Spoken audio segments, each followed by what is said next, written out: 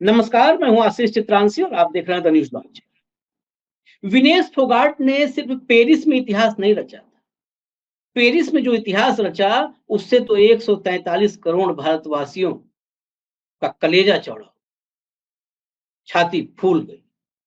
लेकिन दिल्ली में घुसते ही, यानी अपने वतन की सरजमी पर वापसी करते ही, विनेश ने एक और इतिहास रच दिया। जो इतिहास आज तक इस देश के किसी राजनेता ने भी नहीं रचा, किसी सेलिब्रिटी ने। विनेश का जो रोड शो था कल, वो 125 किलोमीटर लंबा था। 125 किलोमीटर में 100 जगहों पर स्वागत हुआ। यानी आप कल्पना कीजिए कि 1 किलोमीटर के करीब, 1 किलोमीटर, सवा किलोमीटर, 1 किलोमीटर पर पूरे रास्ते में स्वागत होता। और ड्यूरेशन, अवधि 14 घंटे की। 14 घंटे। ये इतिहास कल दर्ज हो गया भारत के राजनैतिक, सामाजिक, सांस्कृतिक, सेलिब्रिटी, किसी भी, मतलब पूरे के पूरे भारतवर्ष के हर जोनर में ऐसा इतिहास किसी के नाम था नहीं। लेकिन कल ये 14 घंटे का रोड शो, 125 किलोमीटर लंबा रोड शो, 100 जगहों पर स्वागत, रात 2 बजे तक का कार्यक्रम, मंच पर विनेश की तबीयत खराब हो जाना और मंच पर ही विनेश का लेट जाना, इसने हरियाणा से दूर, यानी सीमा पर, दिल्ली में, दिल्ली के तख्तोताज पर विराजमान दिल्ली दरबार में बैठे अमित शाह और नरेंद्र मोदी, इन दोनों की नींद उड़ा दी।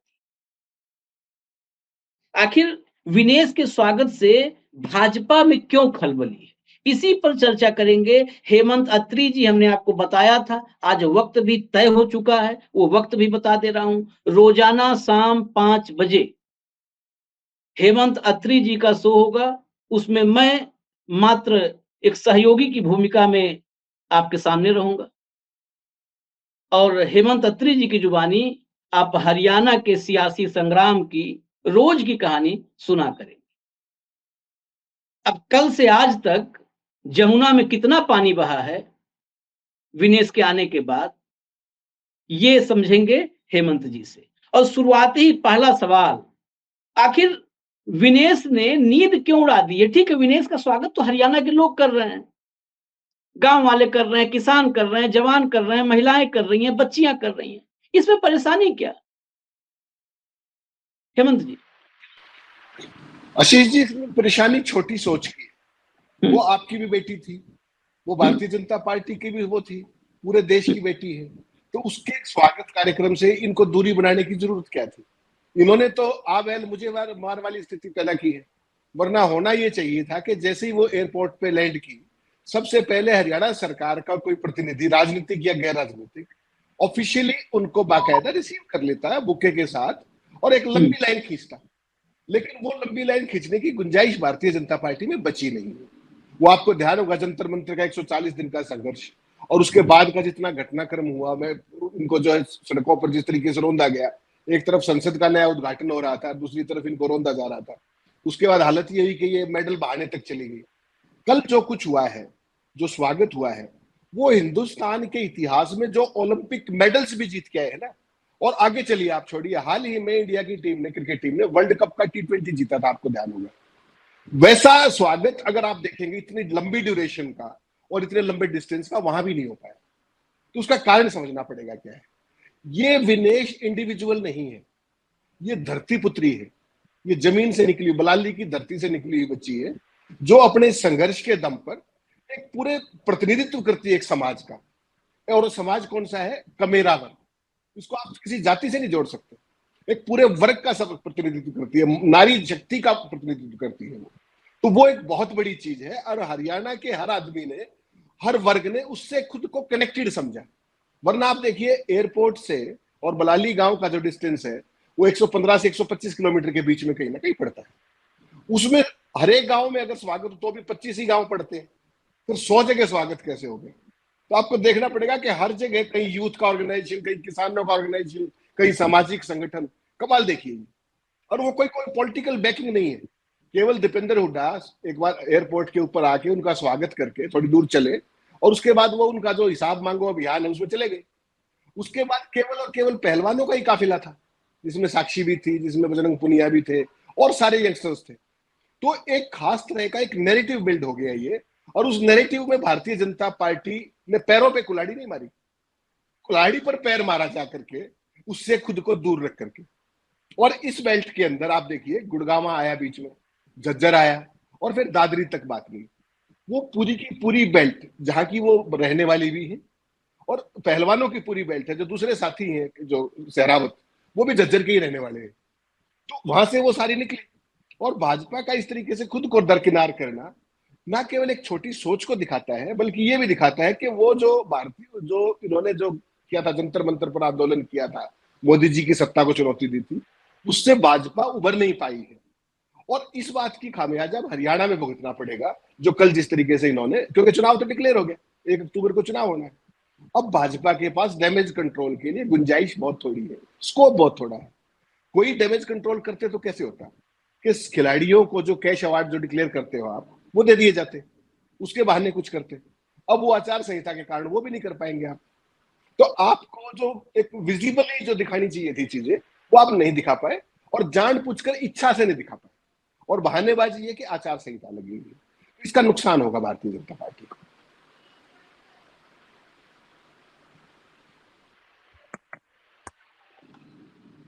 कल हमने जब चर्चा की, अब आवाज आ रही है मेरी? कल हमने चर्चा की, उसके बाद हरियाणा में कुछ लोगों से बातचीत हुई तो एक आशंका जाहिर की। मैं आज उस आशंका से भी जो है बादल हटाना चाहता हूं। एक आशंका कुछ लोगों ने जाहिर की कि विनेश का जो ग्रैंड वेलकम है, इस ग्रैंड वेलकम को बीजेपी बड़े अपने मतलब जो उसका चिर परिचित अंदाज है, उस अंदाज में इसका लाभ लेना चाहती है। किसी भी जाट बनाम नॉन जाट में आगे इसको लेकर के जाएगी, विनेश को सिर्फ जाट तक सीमित करके, और नॉन जाट में इस विनेश फैक्टर को न्यूट्रलाइज करेगी। ये आशंका थी हरियाणा के लोगों की। 2-3 लोगों से मेरी बातचीत हुई, हरियाणा के लोगों की आशंका थी। क्या ये विनेश फैक्टर को न्यूट्रलाइज करने के लिए डिवीजन का जो फॉर्मूला है भाजपा का, उस फॉर्मूले पे और हार्डकोर होकर के काम करेगी, और ये कामयाब हो पाएगी क्या? देखिए आशीष जी, अगर कोई इंडिविजुअल होता ना, कोई भी इंडिविजुअल होता, जैसे जाट आंदोलन था, उसमें यशपाल मलिक टाइप के लोग थे, तमाम तरह के डिस्क्रेडिटेड लोग थे, तो उसके सहारे तो आप विभाजन कर सकते हो। लेकिन एक स्पोर्ट्समैन के सहारे जो दुनिया के 3-3 चैंपियनों को 6 घंटे के अंदर हरा चुका है, और जिसका किसी पार्टी विशेष से कोई संबंध नहीं, किसी जाति विशेष से कोई संबंध नहीं, जब वो जंतर मंत्र पर भी संघर्ष कर रही थी, तो वो एक जाट समुदाय के उस पर नहीं कर रही थी प्रतिनिधि के तौर पर, वो देश की बेटियों का संघर्ष कर रही थी, और वो बेटियां सभी समुदायों की थी। तो भाजपा अगर इस तरह की कुचेष्टा करेगी भी, तो उसको और ज्यादा लेने के देने पड़ेंगे। ये बेसिकली युवा शक्ति, ये नारी शक्ति है, ये महिला शक्ति है, ये खिलाड़ी शक्ति है। इसको भारतीय जनता पार्टी अगर इस रूप में लेगी कि एक कास्ट वर्सेस ऑल, तो वो उसका खामियाजा भाजपा को ही भुगतना पड़े, क्योंकि इसके कोई टेकर्स नहीं। और भाजपा ये सारे खेल खुलकर नहीं करती, आपको ध्यान होगा। वो अंदर खाने जो ग्रांड रूट में जो उनका इंजेक्शन लगाने का तरीका है, ये उससे करती है। ये इसका आप पैरामीटर क्या मानेंगे? अगर मान लीजिए 25 गांव रास्ते में आए और 12 में उनका स्वागत होता, तो आप कह सकते थे कि वो फैक्ट्रीज में आएगा। लेकिन गांव 25 और स्वागत 100, इसका मतलब हर कास्ट, हर बिरादरी, हर वर्ग, हर समुदाय ने उसको एडॉप्ट किया है कहीं ना कहीं। तो अगर आप इस तरह का आप प्रयास भी करेंगे तो बैकफायर करेगा, और वो बहुत ज्यादा बैकफायर करेगा।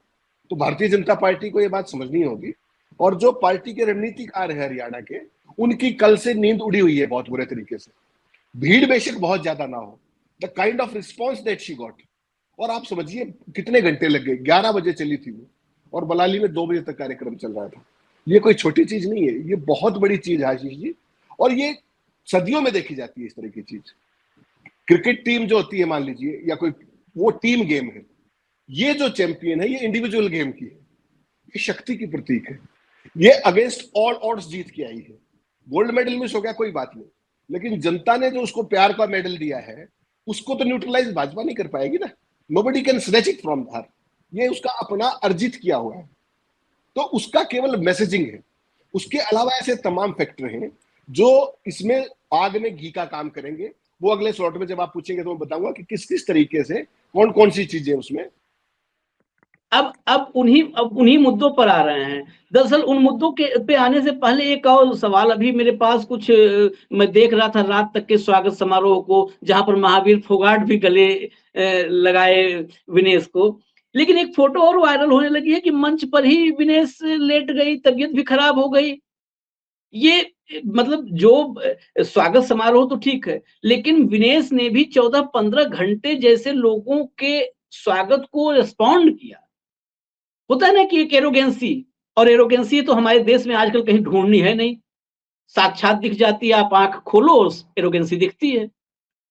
वो एरोगेंसी नहीं थी, और जब एरोगेंसी नहीं होता किसी आम इंसान में भी, हमारे आप में भी अगर एरोगेंसी नहीं हो तो हमारा व्यूअर भी कहता है यार वो अत्री जी आते हैं, बड़े देखो प्यार से बोलते हैं, कहीं पर भी उनके चेहरे पर वो अहंकार एरोगेंसी वाले भाव नहीं रहता।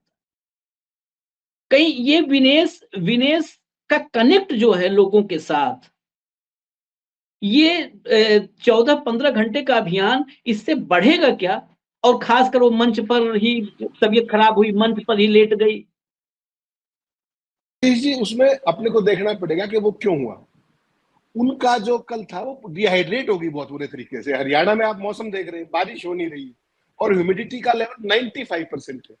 तो उसमें क्या है कि आपका इनपुट तो उतना होता नहीं लिक्विड का, लगातार वो चल रही है, प्रॉपर खाना नहीं खा पाई, कहीं कोई केला खा लिया, किसी ने दूध पिला दिया, उस टाइप की चीज। वो प्योरली हाइड्रेटेड नहीं थी और लगातार चल रही थी। 95% ह्यूमिडिटी में तो आपको पता है फ्लूइड लॉस कितना होता है। और वो फिर चल के भी आई थी, पेरिस से चल के आई थी, जेट लैग भी था, उसका भी एक रोल है। तो वो जब बिल्कुल जब बलाली गांव के मंच पर पहुंची तो निढाल हो गई, और निढाल होके वो लेट गई होगी। और तमाम आपने पिक्चर्स देखी होंगी, कुछ लोग उनके ऊपर हवा कर रहे थे, तो थोड़ी सी उसको गेन किया उन्होंने अपना कंपोजर, और बैठे बैठे संबोधित किया। और उनका संबोधन देखिए आप, कमाल है। उन्होंने कहा मेरी चाची, मेरी ताई, मेरी भाभी, मेरे भाइयों, मेरे बुजुर्गों, मेरे माता पिता, ताऊ चाचाओ, इंस्टेंट कनेक्ट। कोई सेलिब्रिटी वाली बात ही नहीं है। जो धरती पुत्र जैसे आपका बच्चा आपके घर में आकर के जिस तरीके का व्यवहार करता है, और वो केवल बलाली में नहीं, आपने पूरे रास्ते में देखा। किसी भी व्यक्ति ने, जिसने चाहा सेल्फी खिंचवाई, जिसने कहा हाथ मिलाया, जिसने चाहा फोटो खिंचवाया, जिसने चाहा गदा के साथ घुमाई, गदा साथ में। तो वो एक चीज होती है स्पोर्ट्समैन की कि वो जनता का हिस्सा है। वो सेलिब्रिटीज की तरह जनता से ऊपर नहीं है। और हरियाणा के पहलवानों की ये सबसे खास बात है। आप बजरंग पुनिया को देख लीजिए, साक्षी मलिक को देख लीजिए, किसी को भी देख लीजिए, वो ऐसा लगता है आप में से ही एक है।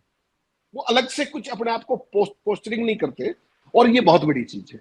और आज की तारीख में विनेश हुई और ये सारी जो महिलाएं खिलाड़ी है, ये किसी परिचय की मोहताज नहीं है। जो इनका संघर्ष है दिल्ली का, वो 140 दिनों का संघर्ष देश के इतिहास में दर्ज है। और उसके बाद वहां से उठ करके जिस तरीके से उसका सारा रूटीन डिस्टर्ब हुआ, प्रैक्टिस डिस्टर्ब हुई, उसके बाद वो ओलंपिक में गई और वहां पर एक दिन में 6 घंटे में 3 चैंपियनों को हराना, तो उसने एक नई इबारत लिख दी है। तो उस इबादत की प्रतीक है वो। और वो सारा समाज, कल अपने समाज के बीच में जब उसने एक इशारा और किया कल, कि वैसे तो मैंने कुश्ती से संन्यास लेने का फैसला कर लिया था, लेकिन मुझे लगता है कि इस पर भी थोड़ा दोबारा से उन्होंने संकेत दिए कि मैं शायद अभी कुश्ती ना छोड़ूं। तो ये बात वो चाहती तो पेरिस में कह सकती थी, ये चाहती तो वो दिल्ली एयरपोर्ट में भी कह सकती थी, बड़ी भारी मैसिव कवरेज मिलती। लेकिन उन्होंने ये बात अपने चाचा ताऊओं के बीच में कही, अपने भाइयों के बीच में कही। ये है वो कनेक्ट कि मेरा आई ओ इट टू यू।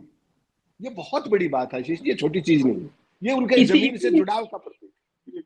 इसीलिए इस कनेक्ट पर आना इसीलिए जरूरी था। लेकिन इस कनेक्ट के बाद अब विनेश के कनेक्ट से जब चुनाव की चर्चा है तो फिर हरियाणा के कनेक्ट पर आना पड़ेगा। और एक अभी बात आपने कही, ये मैं रेगुलर ये बात कहता हूं कि बीजेपी डिवीजन का बहुत डीप पेनिट्रेशन करती है, बहुत डीप पेनिट्रेशन करती है, और वो 10 सालों से किया है। इस बार कौन से ऐसे मुद्दे हैं जो डिवीजन के डीप पेनिट्रेशन को, डीप इंजेक्शन को खत्म कर देंगे, न्यूट्रलाइज कर देंगे, उसका असर खत्म कर देंगे?